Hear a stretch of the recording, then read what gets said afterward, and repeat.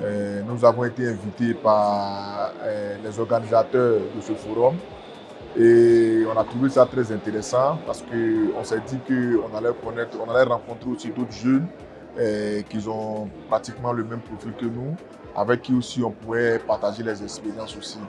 Et aussi venir connaître aussi les opportunités que les structures de financement des banques internationales ou des bailleurs de fonds pouvaient ont ici à nous proposer. Et donc, on s'est dit, bon, il faut profiter aussi, connaître le pays, connaître aussi les opportunités pour que quand on part d'ici, on soit satisfait.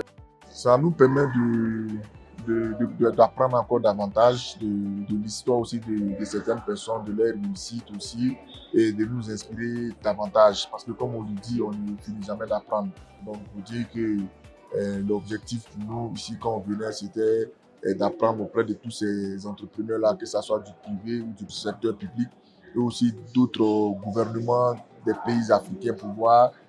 Bien vrai que les cultures divergent, mais si l'esprit entrepreneurial reste le même.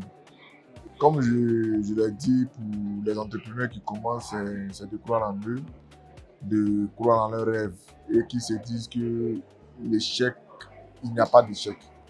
Il faut se donner à fond. Quand on a une vision, quand on croit en quelque chose, il faut aller jusqu'au bout. Chez nous, en Côte d'Ivoire, on dit découragement n'est pas ivoirien. Donc, on dit en même temps découragement n'est pas africain. Donc, l'Afrique, c'est dynamique.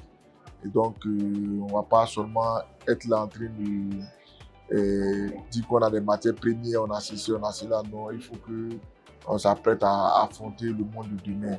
Et le monde de demain, là, c'est un monde de connaissances. Ceux qui n'ont pas la connaissance vont perdre beaucoup.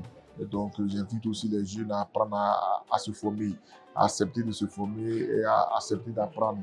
Et la connaissance est la clé qui va permettre d'ouvrir beaucoup de choses.